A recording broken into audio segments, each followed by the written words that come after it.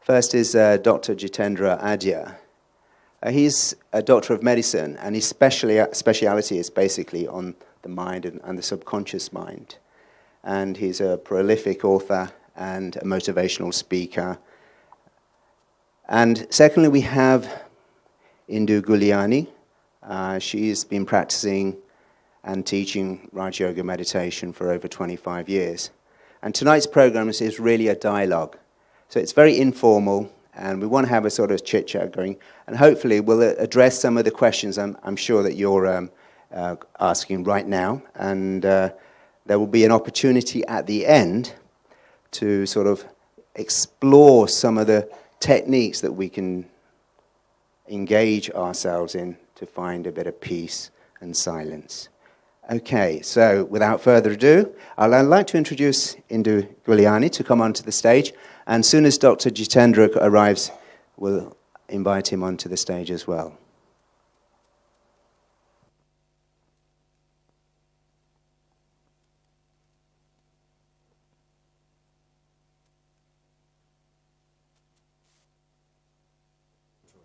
There, sit over here. It's too far. Okay.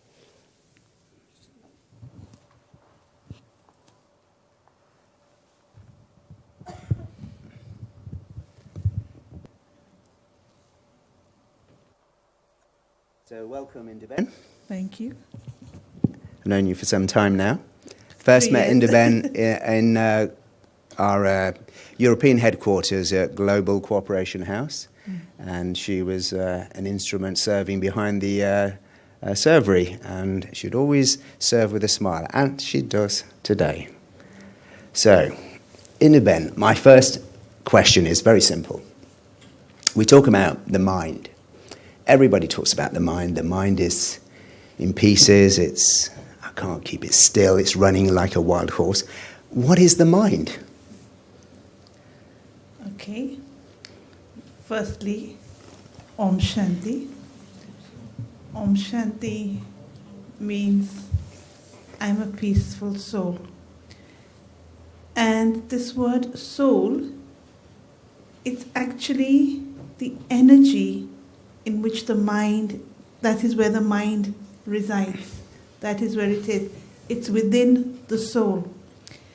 And why we have a lot of interest in this thing called mind is because the mind has a lot of power. And I'm sure you've all heard this expression, the power of the mind. And like there are people like Uri Geller with the power of the mind, can bend spoons, do all sorts of things. And so the mind, firstly, I need to understand it's not something physical. It's not something you can touch. It's not something the doctors can access or even scientists can access. But even though it's not visible, it's not tangible, we all have a mind. Even somebody who's mentally retarded, he has a mind. And so how do I understand this subtle energy? By subtle here I mean, subtle is something that's very, it's not something you can put your hands on. It's not something you put your fingers on. It's like fragrance. You can't see fragrance. You can't touch fragrance, but it's there.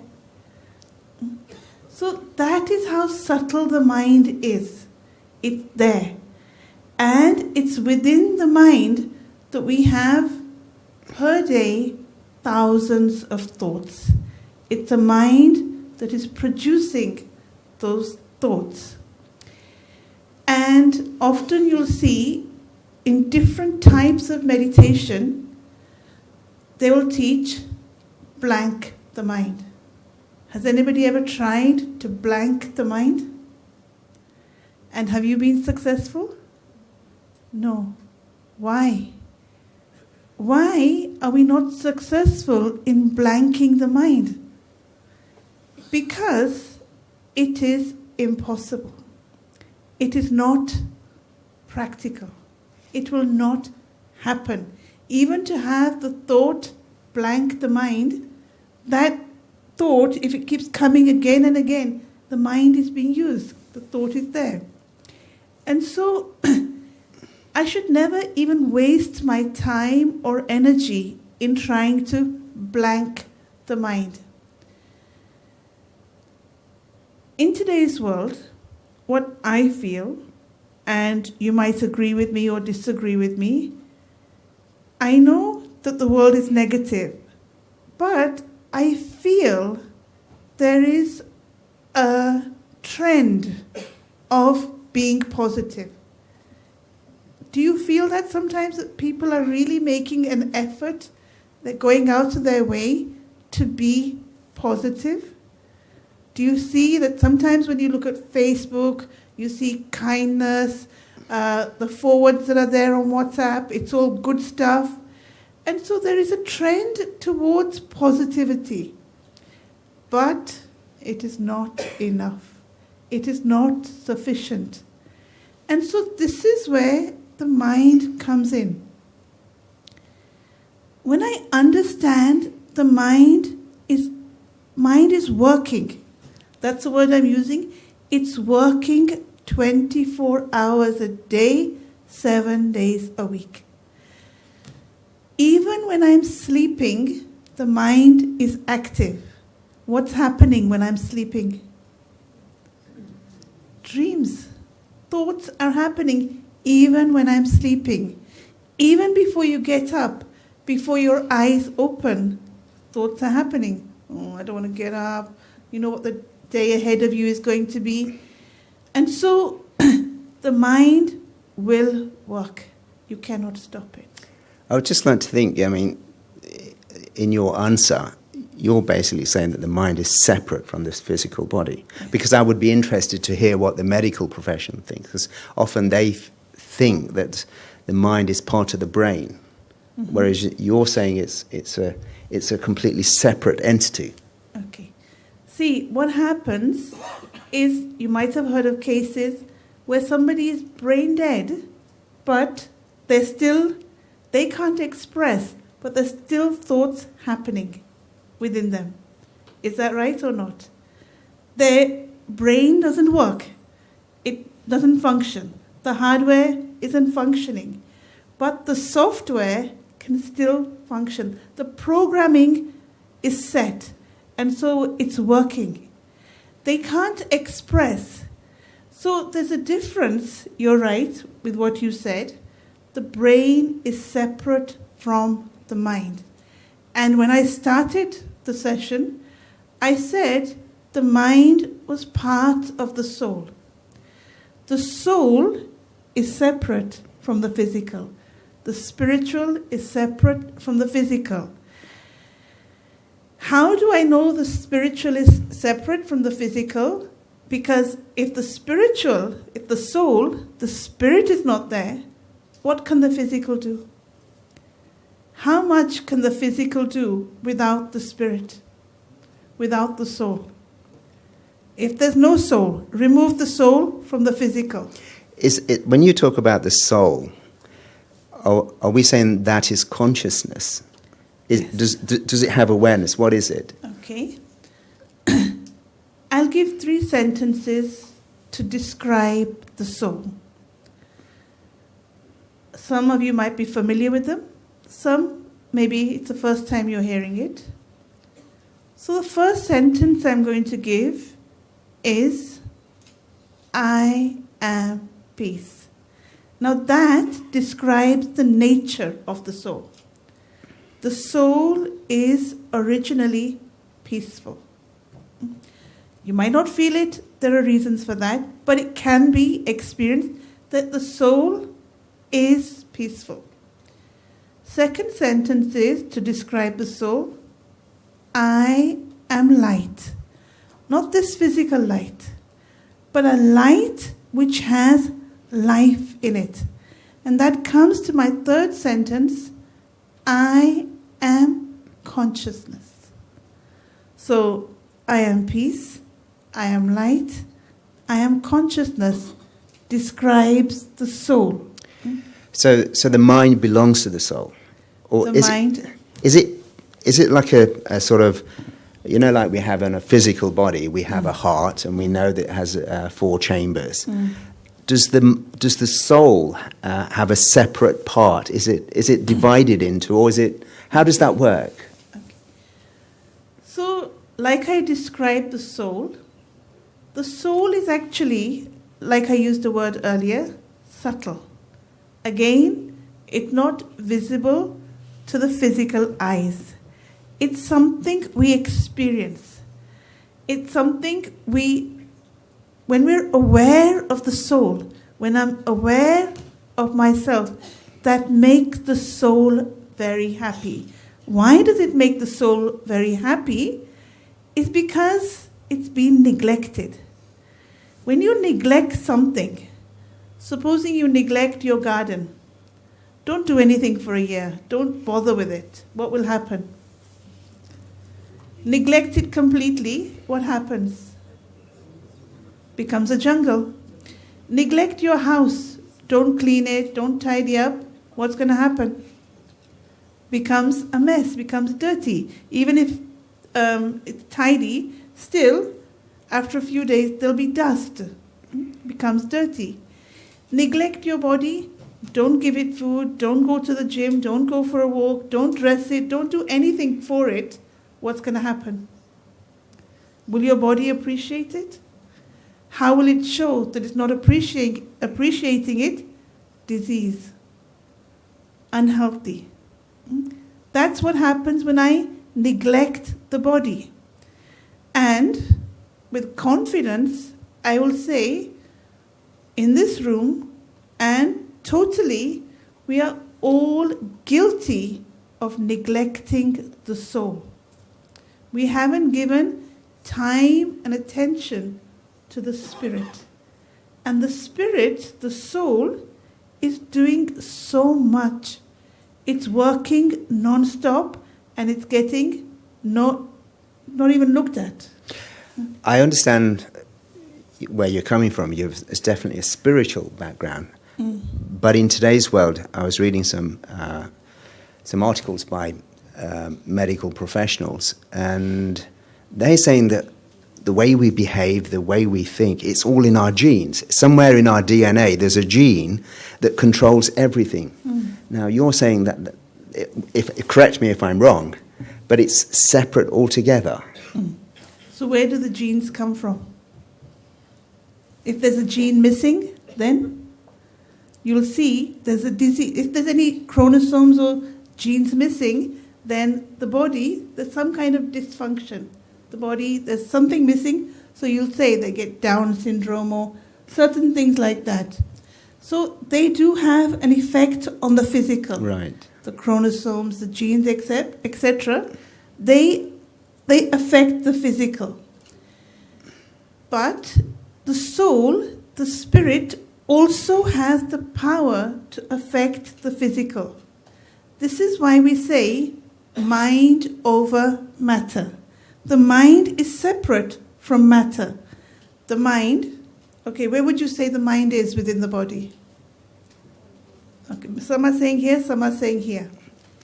Here is my heart, physical heart, and the job of the physical heart is to pump blood around the body. I'm just going to stop you there, Indiben. We're very delighted now to welcome Dr. Jitendra. Would you like to come on stage? Just coming, okay. So bear with, sorry about that. Okay, so the heart pumps blood around the body. It provides oxygen. The blood gives oxygen to the whole body. And if we say the soul or the mind is here, what happens when there's a heart transplant? Heart transplant is possible, no? Yeah? So if we're saying the mind is here, does this mind go into somebody else's body? It doesn't, because the mind is not here. Even more common than that is people say feelings are here. So, I feel love, or I feel agitated, or what. Feelings also are not here. The mind, like I said earlier, all day long, 24/7. It's working means thoughts. Thoughts are produced, but with that thought, there is something else. And that is called vibration, feeling. Like supposing I have the thought, I love you. It's with that thought there's a vibration. You can't separate the thought from the vibration. Thank you very much. Dr. Chandra, welcome. Thank you for... No. Please take a seat.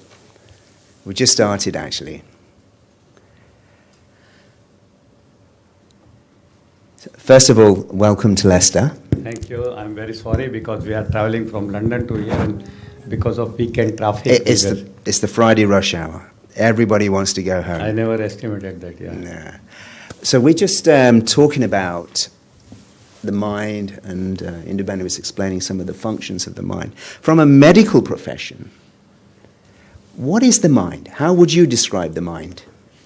Okay, in fact, I have a complete presentation. If there is a chance, I will show you the presentation where I will just in a very essenceful way, very brief way. Mind is the center of energy in the body. Right. It's like electricity, you know. So there is a center in the body from where this energy is produced, and that is called mind. Is it created, or Pardon? When the body is born, is the mind created with the body? I don't know. It has to be created, no? It's like an epicenter. You know what is epicenter? In the earthquake, they say there is an epicenter. So according to my knowledge, it's an epicenter of the body. So if you're saying that the mind can be created, it can be destroyed. If the body dies, does the mind die? No, in fact, we have two minds, conscious mind and subconscious mind. Conscious mind dies with the body and destroyed. Subconscious mind is like a soul which will be transferred to another body. Okay, we have two minds, in fact, conscious and subconscious. I want to just explore a little bit about the conscious mind and the subconscious mind, because I know there's two views on this, which I'll be sort of willing to explore a little bit later. But, so your speciality is the mind. What have you learnt about working with the mind? First, let me tell you my background. I am basically a medical doctor. I have done MD in preventive medicine from Mumbai. I live in India, Ahmedabad. And as a hobby, I started learning about the mind power. I read a lot of books on mind power. I started teaching it to the people. And in our medical college, they never teach about mind. They teach us about the brain only. And according to my knowledge, brain is the hardware and mind is the software. So in our medical college, they teach only about the hardware part, that is the brain part. And mind, which is an energy, they don't teach us. So what point do they teach the medical profession about the mind? No, they don't teach anything about nothing. Mind. They teach something about the abnormality of the behavior. Right. And they call it a psychiatric problems, you know, like depression, schizophrenia and all these things. But about the mind, what I know and what I am teaching, they don't teach in medical college. Okay. In fact, it is my dream that someday it will be taught to medical college also. Now, in February, I am coming back to give programs to all the British doctors about the mind, which is not taught in the medical college. There is an organization called BAPIO, British Physician of Indian Origin. So they have an annual program where I am coming again from India to teach about the mind. No doctors knows even the mind. It seems a bit silly to say that, well, we're taught about the hardware, which you've also described, and that the subconscious mind, which you've described as the software. Isn't it like that? If doctors are trying to treat the ailments of today, which is predominantly mental illness, diseases of the mind, and they don't know about the mind, how can they treat it? But they are treating it. But how? If they are not very successful in that. And there was an old saying that healthy body has a healthy mind, but according to my knowledge, it is other way. Healthy mind has a healthy body. I think Induben highlighted this point actually, which says mind over matter, but actually, what you described as the soul has a huge impact on the physical body. Okay, I just want to come back to this point because you've clearly defined this soul has a conscient energy. If it has a mind, it can feel, it can think, why does it need a physical body? To express. Very simply, yes, it can think, it can feel, but how will it express it? So the body is the expression. Like, for example, if I feel like, supposing I have a desire, I want to eat pizza. Now, how will that get fulfilled? Because the desire is in the mind. In the mind, I'll tell you what's happening. There's a lot happening within the mind. Like I said earlier, thoughts happen 24/7. So within that, there's ideas, there's desires, there's feelings, like I said. There's also something else which you mentioned, is the mind has the ability to travel. That's why often the mind is also referred to as a monkey. We say monkey mind. It flits from here to there, it goes from here to there. Like if I said to all of you, go to New York. In 1 second, you could all travel to New York. How? How would you travel to New York in 1 second? The power of the mind. So the mind has the power to travel, not just to places. Where else can the mind go? The mind can also go into the past. You'll hear people saying, 5 years ago this happened to me, 10 years ago this happened, in my childhood this happened. And so this is the power of the mind, is it can go places, plus it can go into the past, and the mind also worries about the future. And this is why you'll see there's a very fashionable word these days, you'll have heard of it, mindfulness. Mindfulness basically means you're present in the moment, okay, that's one thing, but you're aware of what's happening within the mind. That's mindfulness. Just coming back to the mind and the experiences, I saw an article in the newspaper recently about a lot of hate crimes, racism, events that took place in America last week. And it says people are not born racist. So if the mind is like a software, how does the software become corrupted by all these sort of illnesses? See, there are two things.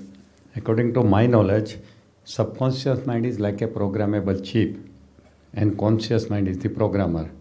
Now, we are already programmed from the childhood till now, and our program can be changed also. So hatred towards another community is again reprogramming, like what Trump talk about this community and nationality and all these things. And that is why the local community gets reprogrammed again.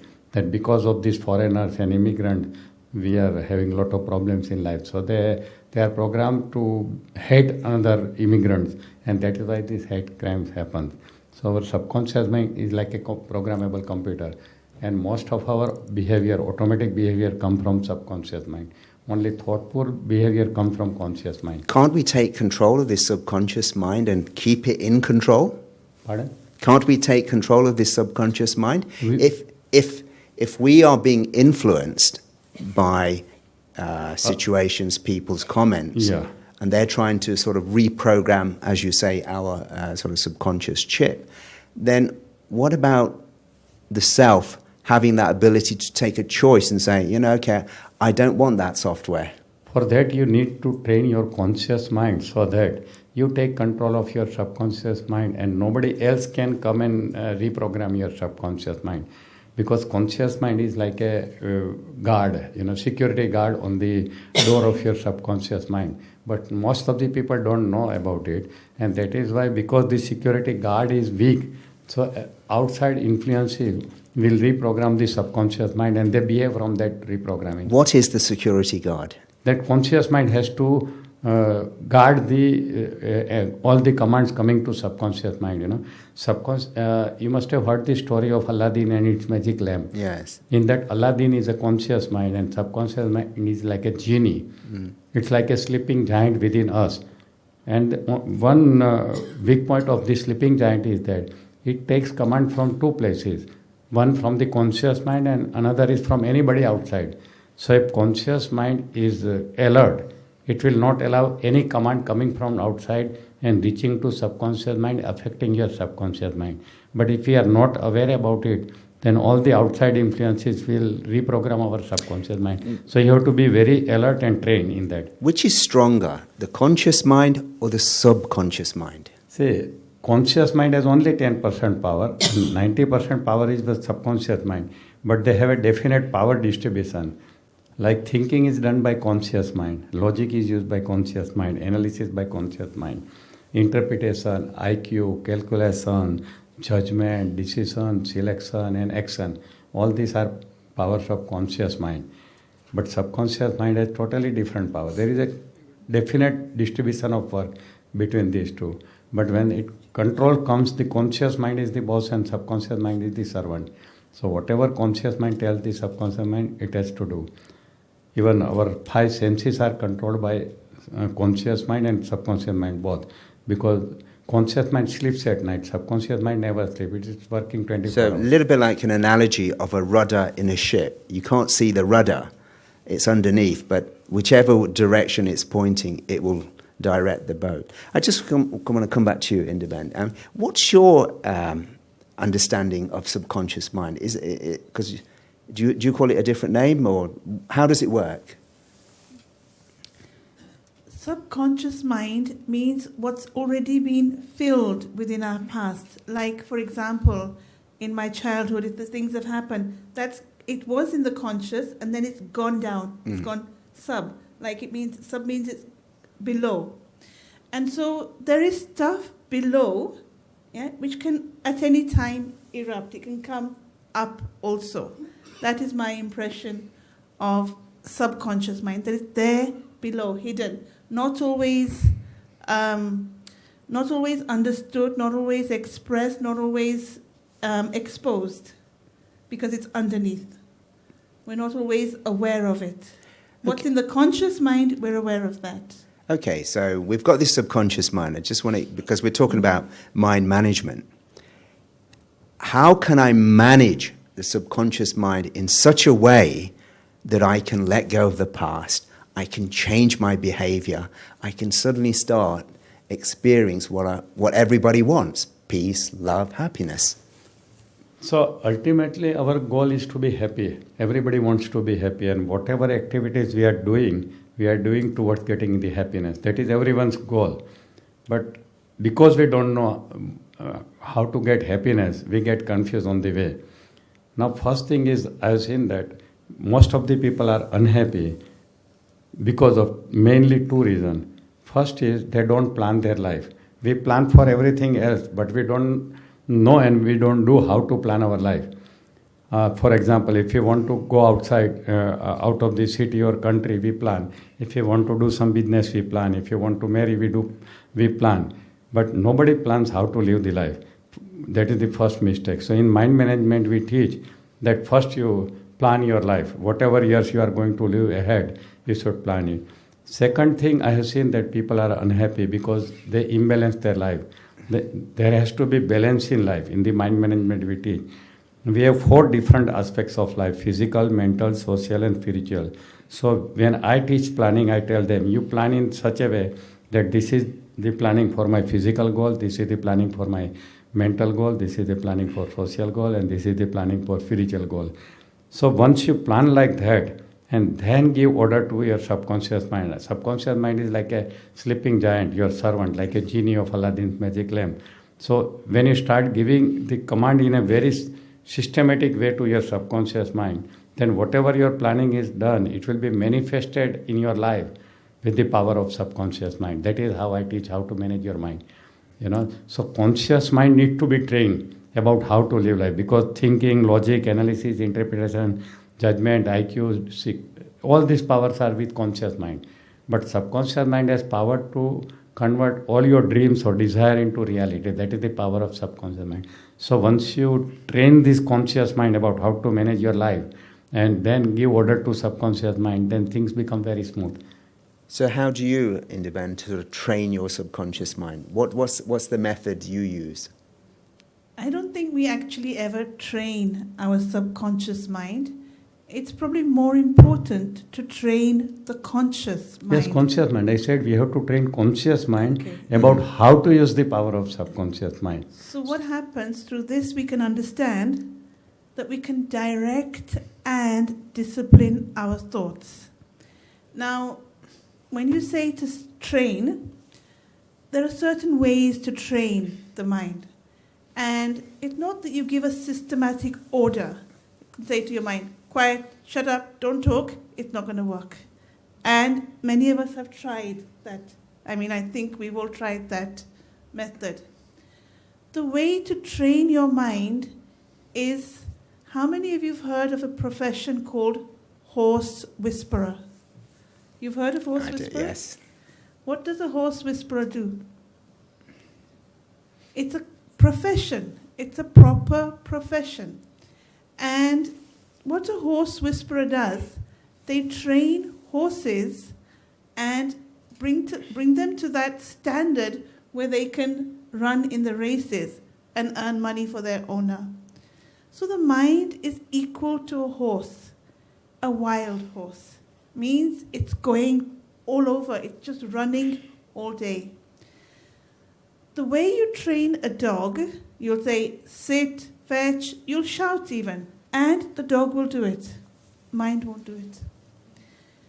What the horse whisperer does, if you've seen, is he's stroking the horse and he's whispering in his ear. So the way to train the mind is I have to do it lovingly and gently and whisper quietly. That is where meditation comes in. You'll see in any type of meditation, there's no noise because I'm gently, quietly, slowly training my mind. I'm directing it. I'm disciplining it because it's like a wild horse. It needs that horse whisperer. If you don't understand that analogy, then there's another analogy. The mind is like a small baby. And the baby is mischievous. It's going to go from here to there. Now, how does the mother calm down that baby? How does she stop it from crying or shouting or whatever? She'll stroke it. She'll rock it gently. And so the way to do it, the training that you're talking about, there's a method to train the mind. It is possible to direct it and discipline it. Why? Because it's the soul which is the driver. And the driver has the power. The driver makes the decision whether I should go left or right. In the same way, the soul decides, the mind decides, should I think negative or should I think positive? Dr. Jitendra, I just wanted to hear your point of view about the soul. You said earlier on that the mind belongs to the soul? No, I said we have two minds, conscious mind and subconscious mind. According to me, subconscious mind is our soul. Okay. Subconscious mind is our soul. And about the training the mind, we need to train our conscious mind because conscious mind has a thinking power and we are jumping from here to there like a monkey. That means our thoughts are scattered. Sometimes we think about this, sometimes we think about this, sometimes. So we do not concentrate on one thought. And that is why we call our mind is like a monkey. So if you want to train your mind, means you have to train your conscious mind to think about what is important to you in your life. The thoughts which makes you happy. For that meditation takes a role. When you meditate, your thoughts becomes less, number of thoughts, because thinking is done by conscious mind. So when we do meditation, they say that in a day we have 60,000 different thoughts and they are not related to each other and they are not important to us. But if we train our conscious mind to think something which is worthwhile in our life, which is useful to our life, which can make us happy, then for that we need to train our conscious mind. And most of the time, conscious mind goes to negative side. Right. So I've seen that more than 50% people are negative thinker. and very less are positive thinker. So according to me, training the mind is making them negative thinker to positive thinker. Just a bit of further clarification. So you're saying the subconscious mind belongs to the soul, which is training, working in conjunction with the conscious mind. Yes. And It is supporting the conscious mind. I have to train my conscious mind. What is it that's saying I? Who is I? In this equation, who is I that's controlling the conscious mind? And then if I am controlling the conscious mind, why do I need a soul with a subconscious mind? I just want a bit of clarity on this, if possible. No. I need to train my conscious conscious mind needs some training. Conscious mind needs some training, and training can be first understood that if I behave like this particularly, then I will be happy.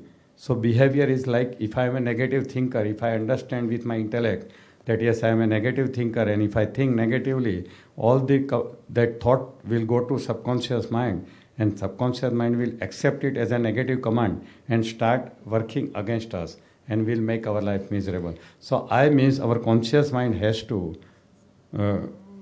become a positive thinker.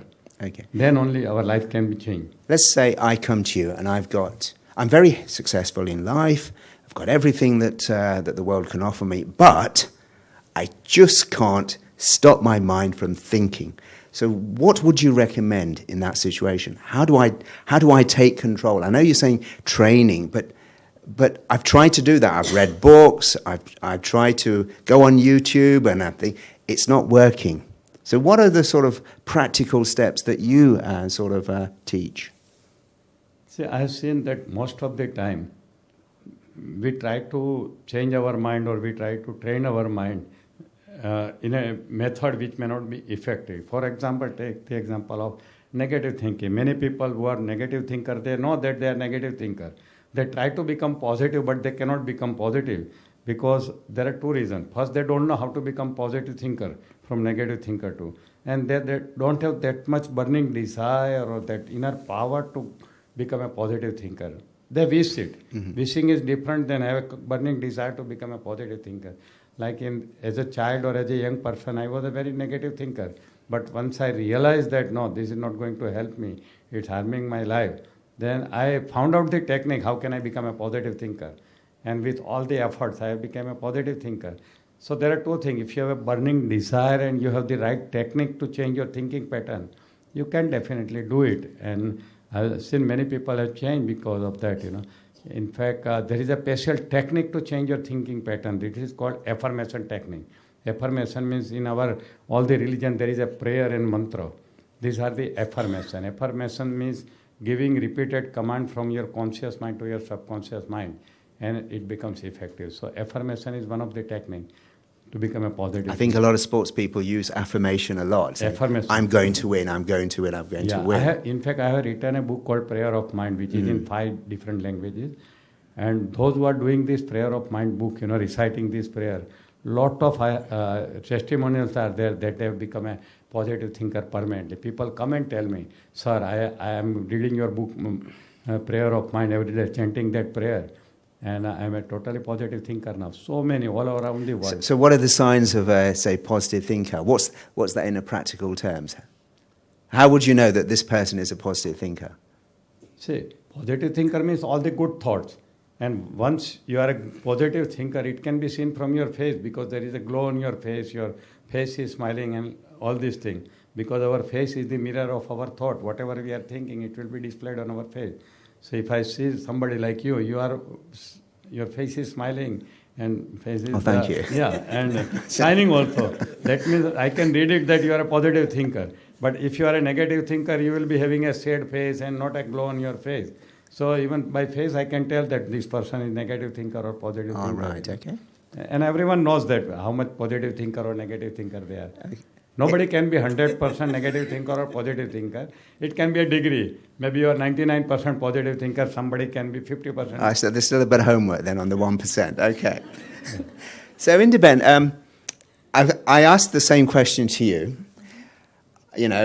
There's a lot of people who in today's world have everything that the world can offer them, and still they're not happy, they're not content. And they ask, well, what's wrong? What's the missing factor? And how do I connect with that missing factor?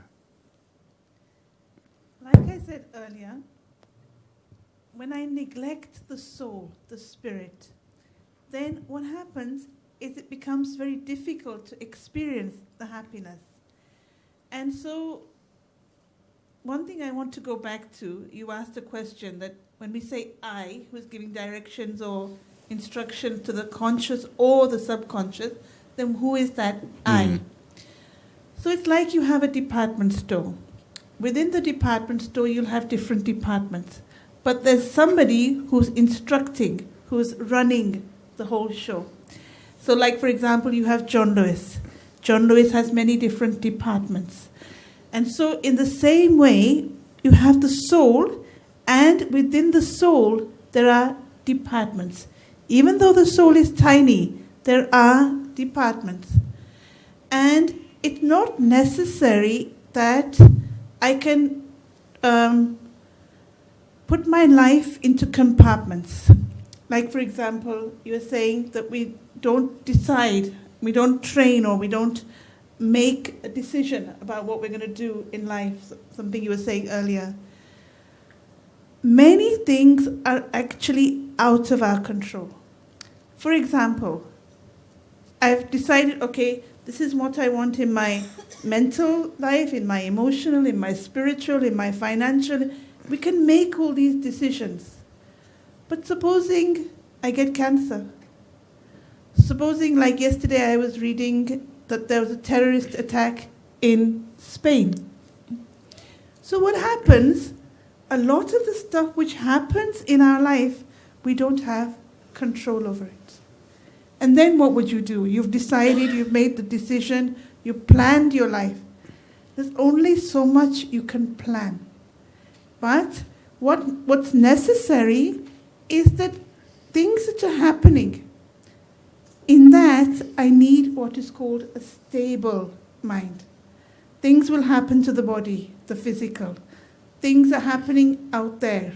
Like if there's a tsunami, if there's an earthquake, if there's a flood, if there's a storm.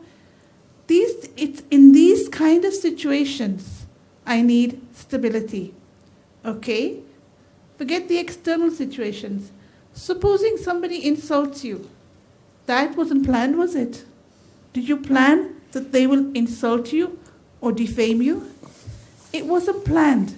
But what you could have planned was your reaction. That can be decided. That can be thought of. That if I'm insulted, if I'm defamed, if I'm neglected, if I'm rejected, then what is going to be my reaction? Because the reaction also comes from the mind. And so, what was your question again? That was answering a previous question. If somebody comes to you and they want to change their behavior, there's that missing X factor that gives them happiness. Yeah. They've tried everything on the external, but obviously there's something missing. There's a missing element in the mind. How do I connect with that? What is that part? Give time to yourself. That will give you more happiness than physical things, than parties, etc. When you give time to yourself, when you don't ignore the soul. That's what meditation is. Giving quality time to yourself. Sometimes when people give time to themselves, then what they're doing in that time is they're going over things which have happened, the past, or they're going over things which have gone wrong, or they're going over things that they want, that they wish, that they desire. That is not called giving time to the self. Giving time to the self means I give time not to the conscious or the subconscious, but I'm giving time to the qualities that are there within me. I'm giving time to the goodness. I'm increasing those. So then, like for example, you said happiness. We've all searched for happiness, whether it's through relationships, whether it's through materialism, We've searched for happiness and we might have achieved it. I'm not saying we haven't achieved it. We have achieved what's possible. But it has to be a happiness which is permanent. It has to be a happiness which is accessible 24 hours a day, 7 days a week. It has to be a happiness that is within. Means if that relationship, for example, if my happiness is based on you and you're not around, does that make me unhappy? Supposing you've given me a lot of happiness, you've done a lot for me, and now you're not around for me. This happens. Sometimes loved ones leave, they die, something happens. So then what's going to happen? When I think of you, will I be happy or does it make me sad? It makes us sad when we think of somebody who's given happiness. And so my happiness becomes dependent on your presence, your communication, your interaction. I'm dependent on whether it's a mobile phone, whether it's whatever it is, the iPad, I'm dependent on that to give me happiness. I'm dependent on the person to give me happiness. I'm dependent on the money. I'm dependent even on my health to give me happiness. That dependency, any type of dependency, takes away our happiness. Nobody wants to be dependent on anything. Look what happens. What do we celebrate? We celebrate Independence Day. We don't celebrate Dependence Day. So independence gives happiness. Means freedom, and we do have freedom. The only place where we have freedom is in our thoughts. I'm free to think negative or positive. Even somebody who's in jail, they're free to think negative or positive. Their situation, their surroundings might be negative, but I still have the freedom to decide. The decision-making power is there. So what's happening? These thoughts, like you said, 60,000 thoughts per day. So these thoughts, what's happening is either throughout the day, I'm just doing two things. Either I'm accumulating energy or I'm consuming energy. When I'm accumulating, like for example, you accumulate in your bank account, there's a happiness in accumulating. So to accumulate energy, I have to be aware that energy is not wasted. Means my thoughts are not wasted. And there are methods for that. One method is introversion.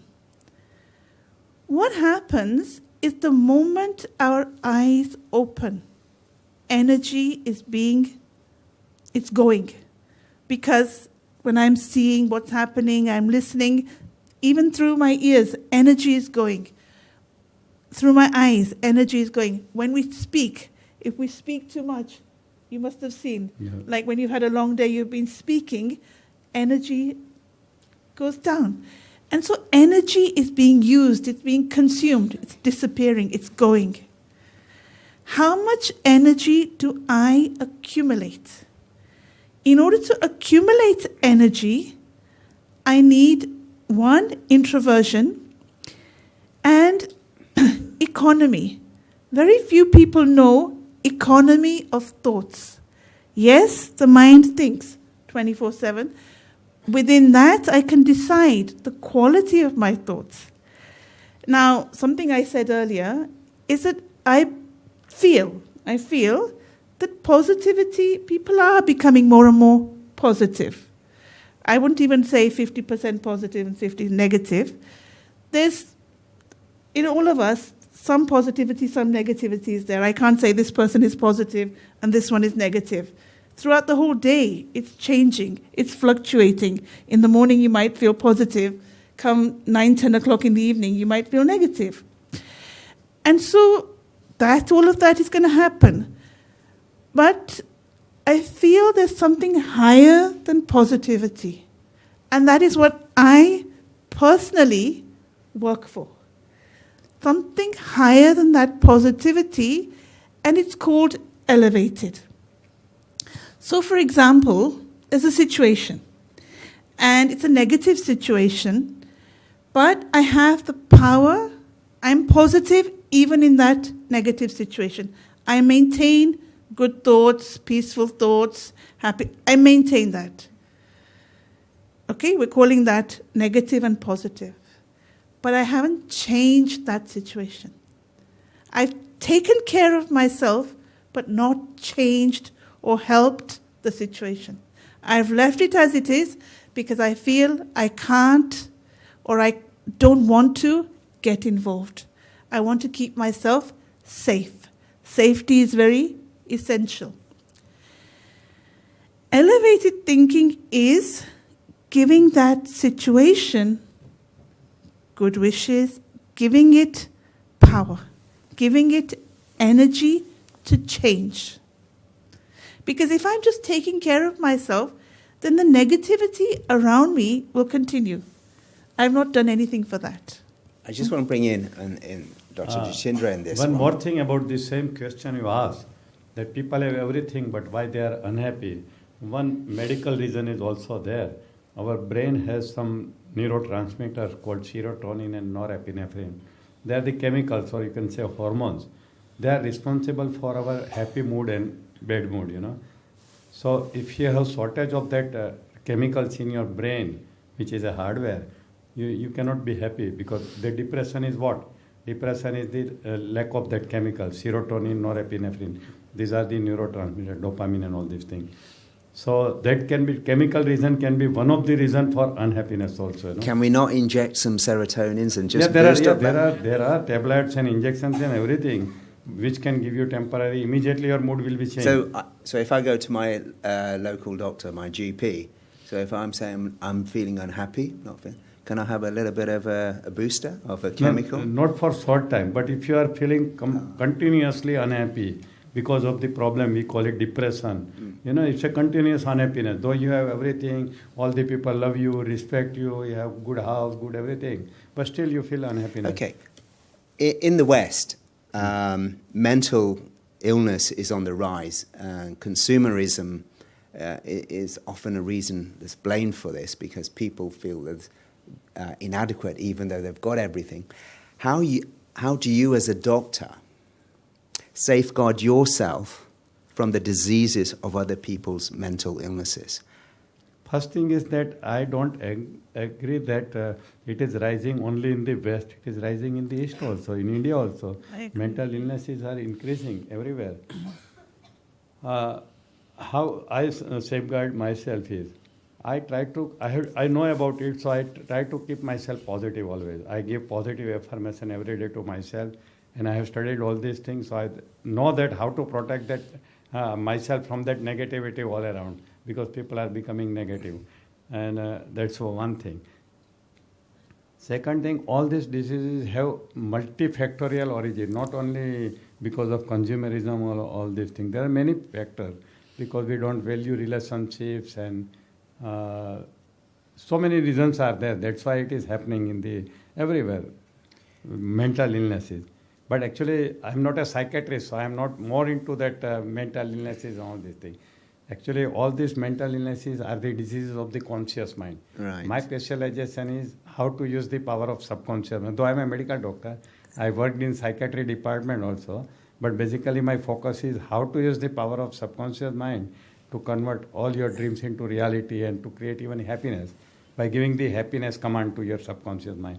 That's my main passion. Are there not two trains of thoughts at the moment in the medical profession, where one thinking that we can deal the problems of the world with a scientific solution? Maybe it's prescribing drugs, etc.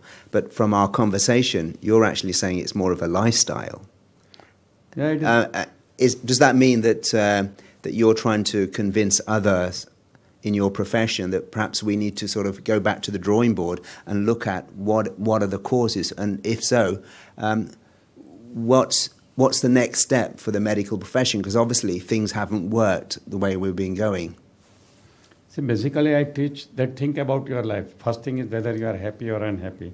Think about the causes of that unhappiness, and then find out where you made the mistake. And I tell them where usually people make the mistake. and then you decide that I want to be happy. And you also think that what can you make happy? More money, more love, more health, or all these things. Basically, it should be the balance of everything which makes you happy. Not anything, one more and one less. It cannot make you happy. So once you decide that you want to be happy and you know how to be happy, then go for it. And for that you plan it, your happy life. Write it on the paper, put it on the paper like any on drawing board, We teach how to plan your life. And once your planning for your life is ready, then with your conscious mind, this is done by conscious mind, then you give command to your subconscious mind. And subconscious mind is a very mighty mind with 90% power. And it will plan for your happy life. It will create opportunity for your happy life. It will give you signal for your happy life that what you do, then you become happy. So we call it, that signaling language is called intuition. I have also written a book on intuition. Intuition is our inner guidance system which Almighty has made it. So through intuition, your subconscious mind will tell you what next step you should take. So you will achieve what you want and you will be happy. So this is how I teach that, how to be happy, So this is a complete sequence. And once the person follow that guideline and follow the inner guidance system and take the appropriate step in the life, and then the happiness unfolds. I was very, very unhappy person, but after knowing all these things, I started reforming my life. I started reprogramming my subconscious mind, and now I am the happiest person on the earth. I have everything, good health, good relationship, good money, good comfort, everything, good intellect and all these things. This is, I have planned and done it, That is what I am teaching to people, that this is how you can also get happiness. Are people born unhappy or people born happier? And if so, if they're born in a particular, with certain behavioral patterns, etc., can they be changed, and how? See, all people are born happy because you see child are always happy and smiling. That means as a child we are happy. But as we grow in our life, lot of conditioning take place in our subconscious mind, because of the circumstances and what we are told and what we are taught. So our subconscious mind gets corrupted, and then we behave in that particular way and create unhappiness for us, So basically when we are born, most of us are very happy as a child. Day one we are happy. I would have assumed, if we look at the historical data, and human beings have been around a long time, we should have learnt the lesson by now. Why not? Which? The lesson of being happy. You said a child is born happy, but then it gets conditioned by external factors. Yeah, wrong conditioning makes us unhappy. But why haven't we learnt the lesson? And what is stopping us from learning?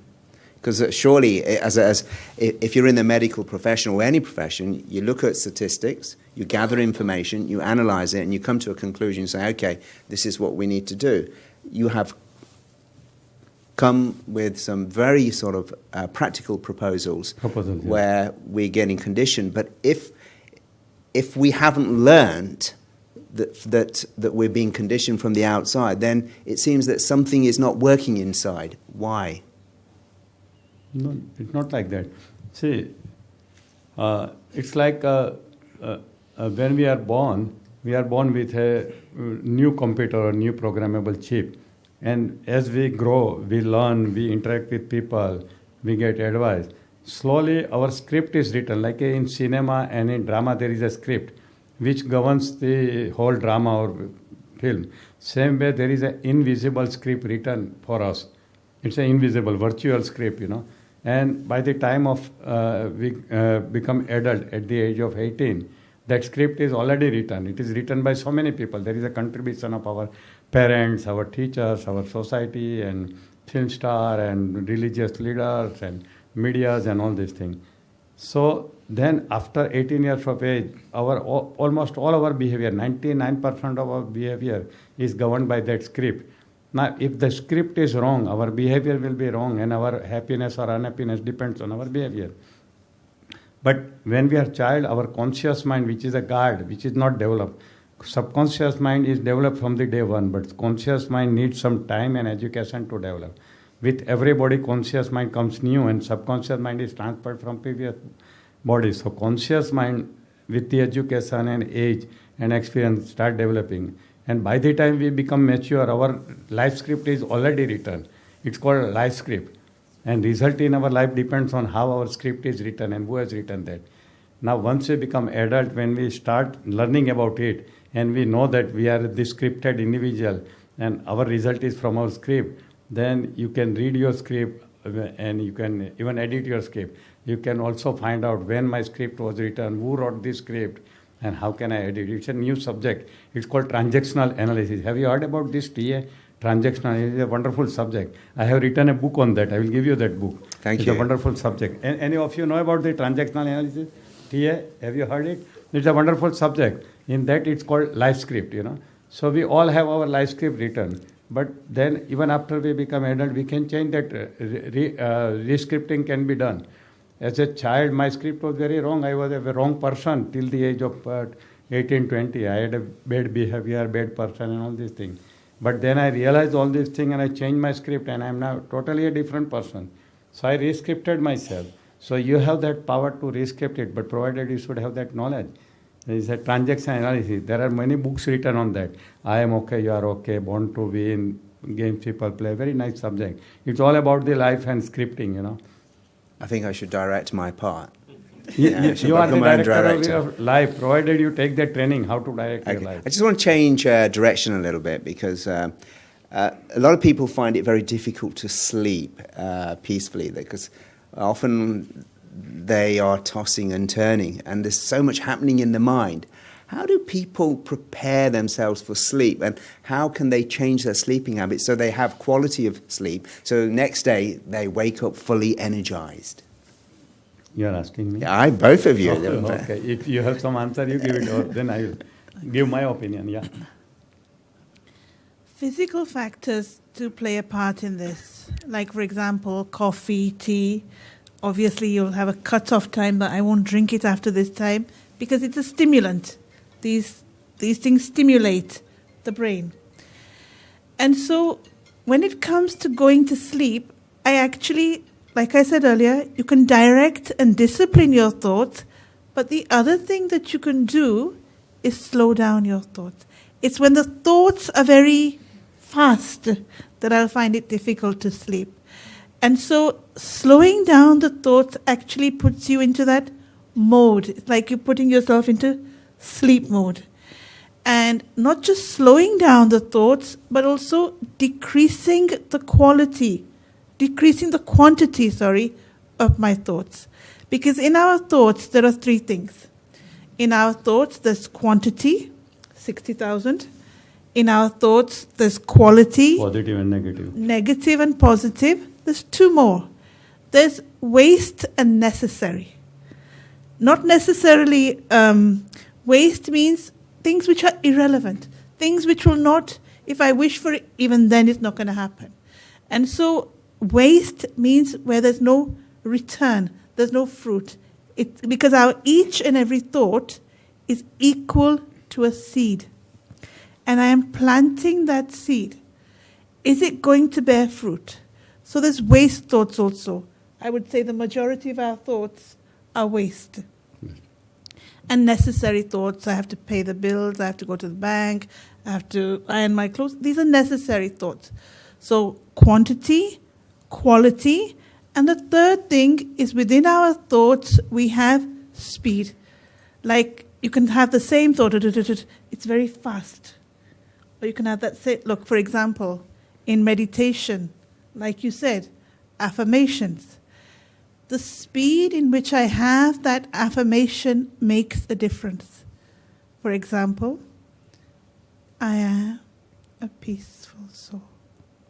I'm a peaceful soul, I'm a peaceful soul, I'm a peaceful soul, I'm a peaceful soul. There's a difference. So within our thoughts, it's necessary to also work on the speed of our thoughts. Quantity needs work, quality needs work, and the speed of our thoughts also needs work.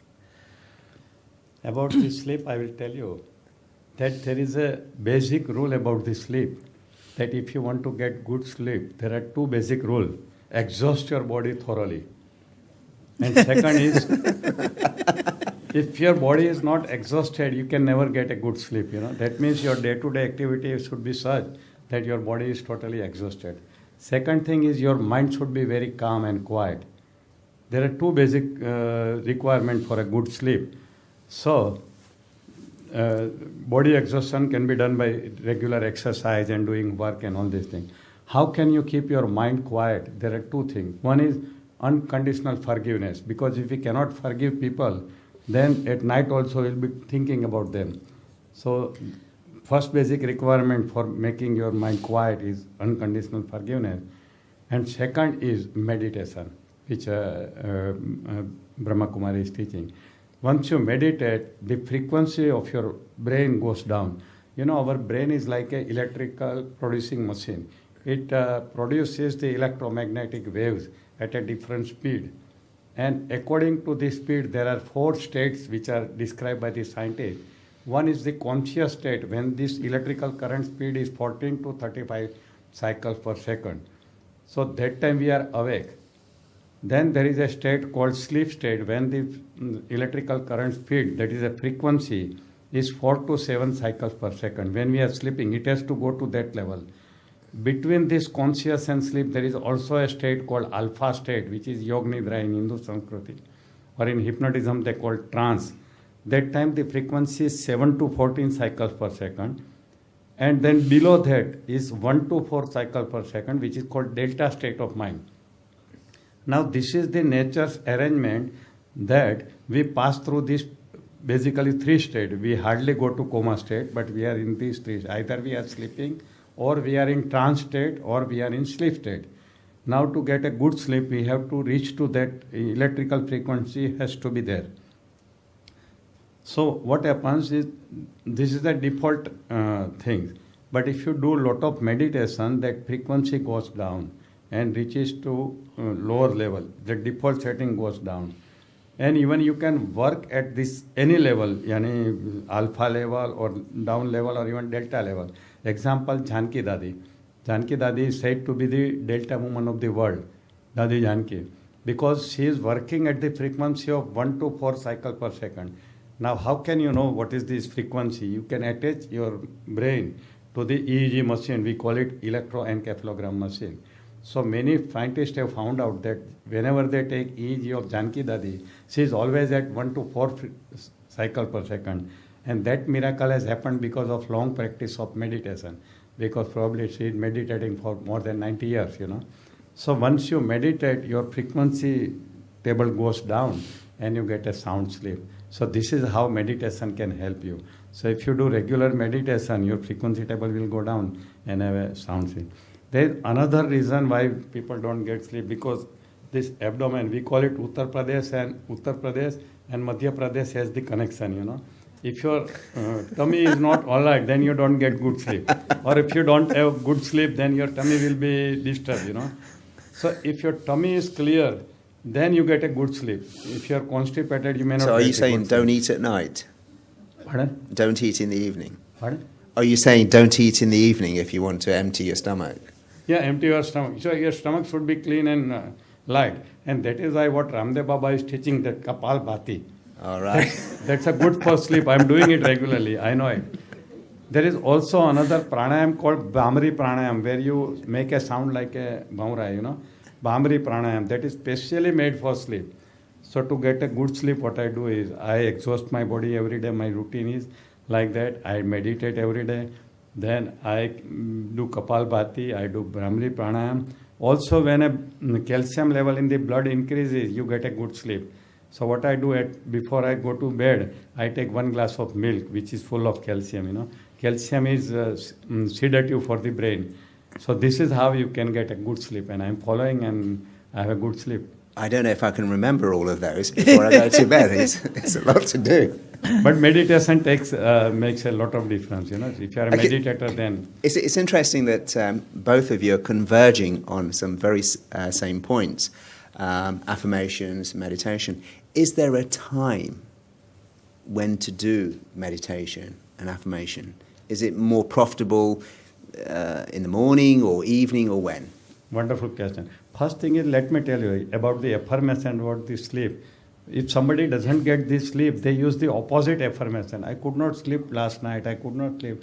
Nowadays, I am not getting good sleep. They are repeating this sentence to themselves or to the people. You know, whenever you are talking something, outside world is listening, but your subconscious mind is also listening. So what you are doing, you are reprogramming your subconscious mind for not sleeping. Okay, so instead of that, we have to break this cycle. Never tell anybody that I am not getting good sleep. Instead, you start telling people that yes, I am getting good sleep, because subconscious mind has no logic. Whatever affirmation you give to your subconscious mind will accept it.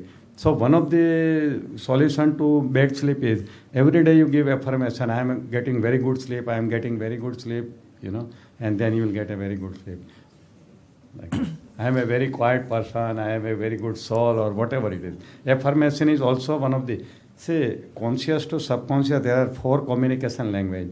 One is 5 languages. One is intention. There is a book written by Wayne Dyer called Power of Intention. Once you create an intention to do something in life, the conscious mind creates the intention and reaches to subconscious mind, and subconscious mind has to obey it. Second is identification. You identify yourself with some person whom you like, whom you respect, and whom you like to become. Like Dadi Janki is my role model for spirituality. That means Dadi Janki is a Delta woman of the world. My goal is to become Delta man of the world, So someday my frequency level will be 1 to 4 cycle. I tell openly that Dadi Janki is my role model for Delta stage. So that is called identification, role model theory. Third is visualization. Visualization is imagining your situation which you want in future, called visualization. I have written a book on visualization. Then there is affirmation. You say repeatedly, which goes to subconscious mind. And fifth is feeling. So these are the 5 programming languages from conscious to subconscious mind. So once you use this programming language, you get all the results from your subconscious mind, including sleep also. Induben, is there a good time to meditate? Yeah, about the time to meditate. Any time is a good time for me, in fact. Whenever you are mentally free, you have no pressing problem that time. Because if you have a pressing problem and it's a time for meditation, you are thinking out that problem only. You cannot go deep into meditation. It's an interesting point that you raise. Let's just come into that, because a lot of people I've heard, they say, well, I understand the information, it makes all good sense, but when the situation, the turbulence comes, I try to meditate, but I can't. So how do you address it? The best time for meditation, which I think most people here are aware anyway and practice, is the morning. And the morning, I mean as soon as you get up. Because what happens is when I meditate first thing in the morning, I'm actually setting the mode. I'm setting the mood for the whole day. Whatever happens in the morning, and I think you'll agree with this even on a scientific level, whatever happens in the morning stays with you throughout the whole day. Like, for example, if you listen to a certain song on the radio in the morning, then it stays in your head the whole day.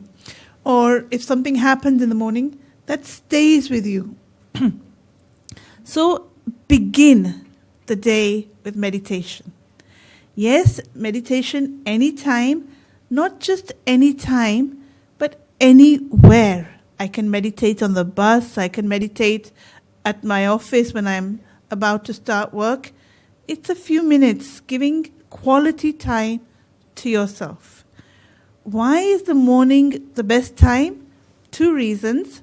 One is that the mind is at its freshest. Why is it at its freshest? It's rested. You've had sleep. So it's rested. It will then, like you say, the instructions from the conscious to the subconscious, all of these things have to have been done the night before. For example, the night before I've gone to sleep, I'll train, I will discipline the mind, I will guide the mind and tell it what time I want to wake up. And when you set that programming, I want to get up at this time, then this is what happens. So the mind is at its freshest, and the earlier you get up, the atmosphere, the environment of the city, the town, the village that you live in is also at its quietest. Pollution is reduced, there's less traffic, emails, all of this is energy. All of this is what creates the buzz. And then come 8 o'clock, come 7:30, 9 o'clock, you'll start feeling that the country, the town, the place is starting to buzz. And so if I want quality meditation, start your day with meditation. Start your day with those elevated thoughts. Let's go beyond positive. Let's go above. Go towards elevated thoughts. Elevated thoughts is where I am benefited, but my surroundings, my friends, my relationships, my relatives are also benefited. In positive thoughts, I'm just thinking about me, but in elevated thoughts, everyone's included in that. I think this is a good opportunity now to actually experience what affirmation and meditation is. So, Dr. Jitendra, I'm going to offer you the opportunity first. Can I Sure. add to her Yes. what she said? As I said, we have 4 states of mind. This is a conscious state. This is sleep state. And between conscious and sleep, there is alpha state. Alpha state is a meditative state. And this is the delta state, where Dadi Janki is always there. Now, this is the meditative state. And what is meditation? We are doing inner journey. It's a going within. So when we meditate, we go inside. And what happens? This frequency comes down. Now, in the morning, we are already, when we get up, this is the sleep state and this is the awake state. Between this is the alpha state. It is called alpha or meditative state. So, when we get up in the morning, we are naturally into alpha state. So it is if you meditate at this time, it is very easy to stay there for longer period of time and you get all the benefit of meditation. But you are already got up, started doing something, you have reached to beta state, which is a awake state. Then again you meditate, then you have difficulty because from that excited mind, you have to again cool down to this mind. And that is why it is easy to go to meditative state in the morning when we get up, and it is very easy to stay there also. That you don't have to struggle to cool your mind. That is why it is good that you can do it. But with lot of practice, then you can meditate anytime and go to alpha state anytime, It's like that. So, both way. Morning is better, but if you cannot do it in the morning, then you don't wait for the next morning. You can do anytime whenever you have free time. Actually, in fact, you can remain always in alpha state, That's a wonderful explanation of how scientifically the waves are helping. Yeah, and at the time when we meditate. So and there are machines available. You can, like a headphone. Nowadays it's available for very cheap, maybe £100 or something. You put it there, you meditate, and you know exactly what was your frequency where you are meditating. So you can record it, whether you actually meditated, you believe that you meditated. Objectively, you can measure that. There are machines available. So when I see it's people called walk... biofeedback machines. Now, lot of machines are available. So I see a lot of people with headphones, so I'll assume they're actually measuring like their alpha headphone waves. only, there are machines, which will show you graphically that you are in meditative state or not. It's an interesting science. Okay, and unfortunately time is very short, and we do have to finish. I'd like to finish on a point of a meditation experience. So if I can ask Induben just to sort of take us into an experience for about 5, 6, 7 minutes, okay?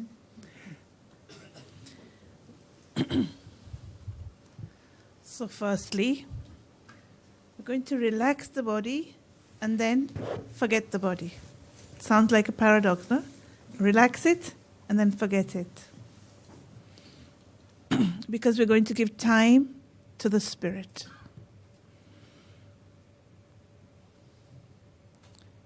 Om Shanti.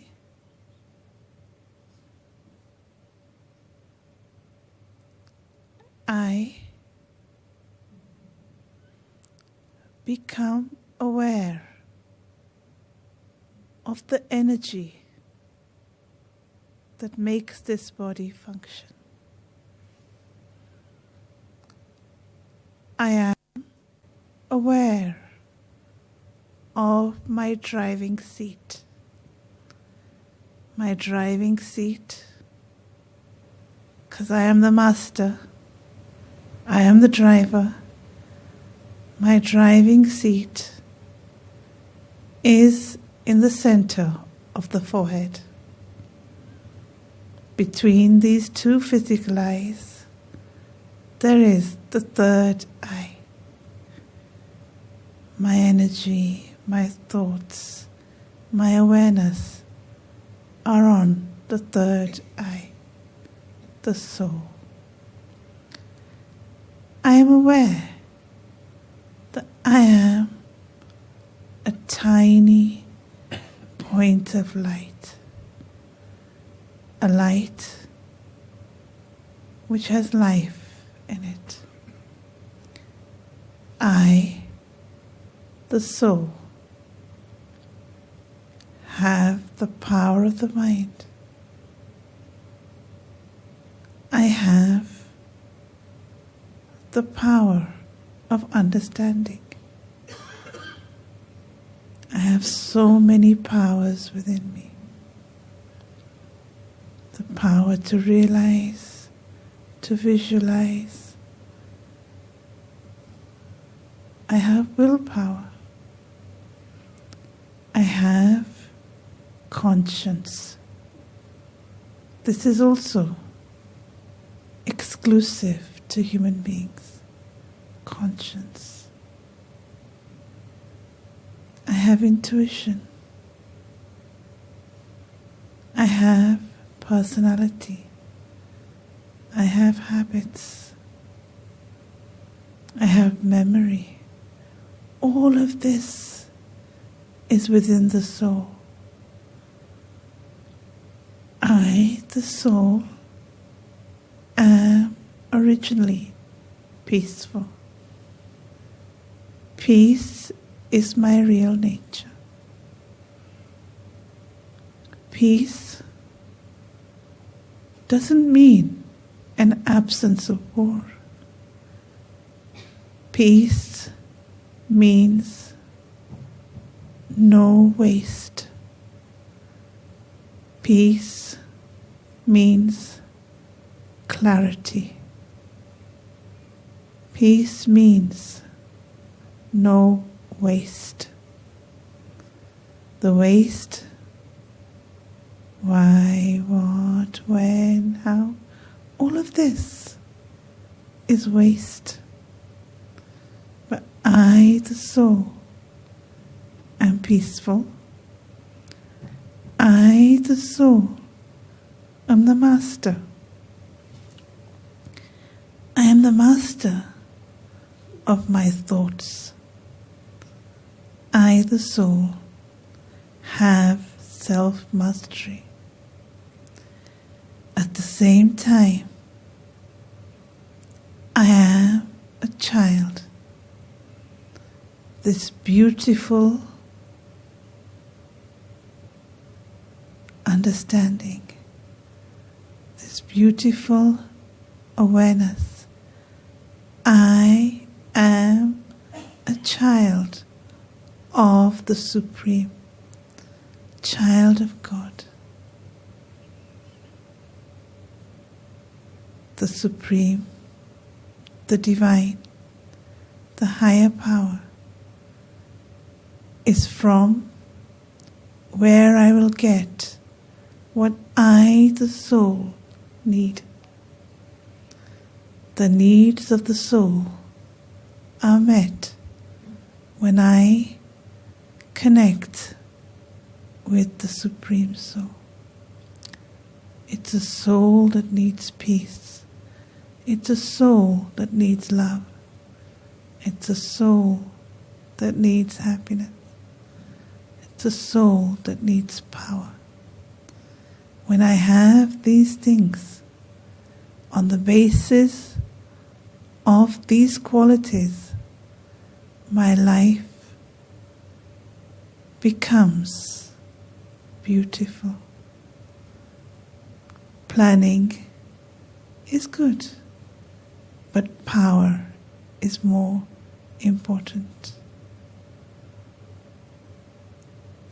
I, the soul, full of wisdom, I naturally have an inner wisdom. I, the soul, have the wisdom of what is right and wrong. I have the wisdom of good and bad. I have the wisdom of what is real and what is false. I have so much wisdom. The soul is so appreciative that it's aware of its own power. It's aware of itself. That it's actually being acknowledged for everything it does. I, the soul, child of God, child of the divine. He is not just my father, he is also the powerhouse. He is also the liberator. He is also the director. And it's from the director that I take the signal of how to be, how to act, so I don't react. I am a wonderful, powerful, and beautiful soul. Om Shanti.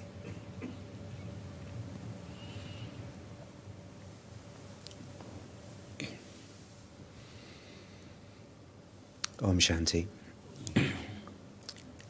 So on behalf of our audience, I'd like to thank our distinguished guest, Dr. Jitendra Adya, Induben Guliani. Thank you for your wisdom and your sharing. If you'd like to know further information, we have a website, and on there we have a lot of information about courses and events,